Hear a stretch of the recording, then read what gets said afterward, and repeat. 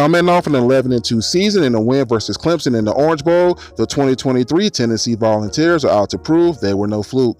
Josh Heupel is entering his third season as the head man for the Tennessee Volunteers and is one of the best offensive minds in the college football game today. Tennessee led the nation last year in total offense with over 500 yards per game, and he will look to duplicate that this year, starting with quarterback Joe Milton. As many of you already know, Joe Milton started his career at Michigan, and he was always a player that had a lot of potential, a lot of arm talent, can sling the ball all over the field, but he can never put it together in the game. So he left Michigan and transferred to Tennessee, where he sat behind Hendon Hooker much of last year until Hendon Hooker got hurt. Once Joe Milton got his opportunity to finally start, he actually showed why he was a four-star quarterback coming out of high school.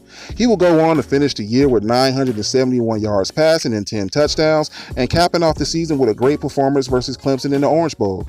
Now, I'm going to say this real quick, guys. Joe Milton is going to need to be consistent because, as many of you already know, five-star quarterback Nico from California is the best quarterback in the nation last year, and he's going to be absolutely hard to fend off because if Joe Milton starts the season off slow or they get upset by Florida, I believe Josh Heupel will have a quick leash with him. He will pull him, put him to the bench, and start the quarterback Nico because he is a freshman and he has more time in the system to develop. You would think at this point Joe Milton will have a grasp on things and got his things together, but I'm praying that Joe Milton be consistent this year and it won't have to come to Nico taking his spot. Now, let's look at the running back position. Well, I'm sorry, let's start with the receiver position. The receiver position is very important because they lost Jalen Hyatt and Cedric Tillman to the NFL, and they were very, very explosive last year with those two guys. So they're big shoes to fill with those two guys, and two of the players they will be looking to and leaning to early to fill those voids are starting with Bru McCoy.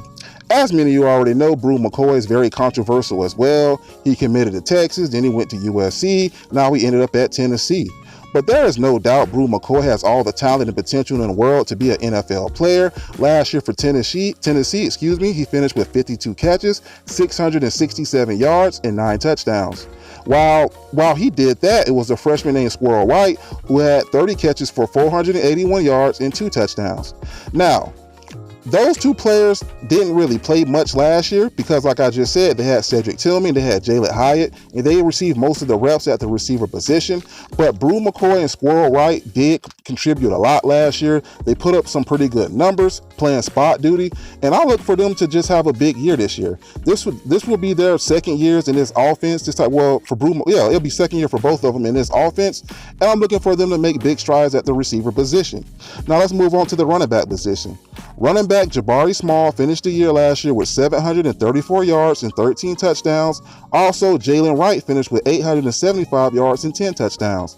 Also, Dylan Sampson received some carries as well. Now, they are a running back by committee. I just named you 3 guys that played last year for Tennessee. So this is going to be a committee approach. It's always going to be a fresh guy in the backfield. So a lot of guys will get carries, get their chance to shine. Now let's move on to the offensive line. The offensive line lost Darnell Wright and Jerome Carvin.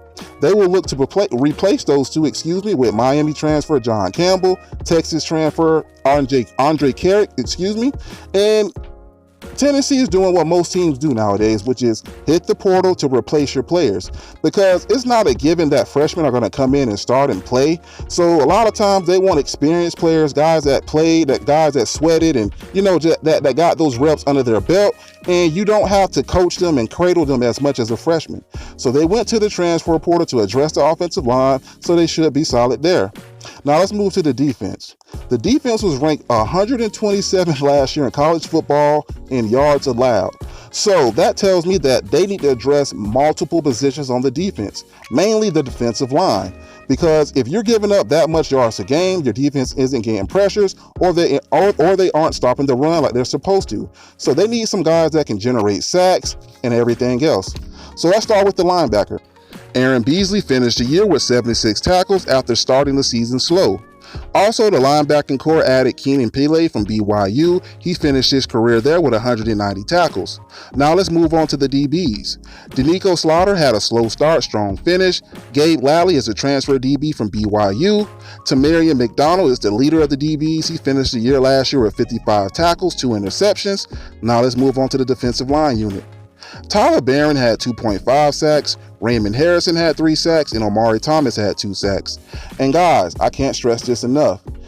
It's the reason why Tennessee was 127th in the nation last year in yards against is because they didn't generate enough pressures or get enough sacks from this defensive line unit.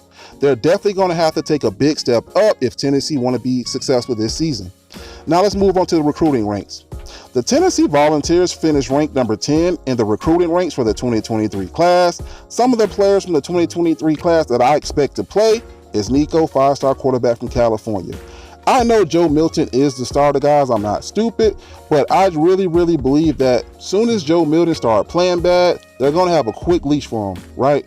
Because Nico is considered the best quarterback in the nation. He has a lot of hype, and they're not going to waste time starting this kid. They want to give Joe Milton the respect of starting him because he's been there and he earned it, but I wouldn't be surprised if he played bad early that they pull him and start this kid. Now let's move on. Devin Hobbs, defensive line from North Carolina. This true freshman has a lot of potential, and there's a lot of opportunity there at Tennessee because this defensive line unit last year did not perform at a high level, so this freshman has a chance to come in and compete and play early. Last but not least, Nathan Leacock. Like I mentioned before, Brew McCoy and Squirrel White played last year at Tennessee, and they're going to be looking for a depth and guys that can also come in and help that unit as well. So I'm looking at those 3 players to potentially come in and play right away. Now let's move on to the 2024 class. According to 247 Sports, the Tennessee Volunteers are sitting at number 8 in the 2024 recruiting ranks, headlined by 4-star quarterback Jake Merklinger. Hope I said that right. 4-star quarterback out of Georgia. Again, successful offenses are built on great quarterback play, and that's what you see there. Moving on. 4-star receiver J.J. Harrell out of Mississippi. 4-star running back Peyton Lewis out of Virginia. 4-star cornerback Caleb Beasley out of Tennessee are all the players I like from this class. And guys, Josh Heupel is just doing Josh Heupel type things. He's building a great offense, and he's slowly but surely working the defense up to that level. So I'm looking for big things for the Tennessee Volunteers this season. Now, my official record prediction for Tennessee this year is 10-2. I do have them losing games versus Georgia and South Carolina. I think they're going to come in against South Carolina and be sleepwalking, and South Carolina is going to have a great team this year, headlined by Spencer Rattler. So I think Georgia and South Carolina are going to be their 2 losses. I think they do beat Alabama this year because Alabama is not going to be as good as people think they are. Yes, they got an impressive freshman class, but it's going to take time for those guys to come in and contribute. So that's it. Tennessee Volunteers.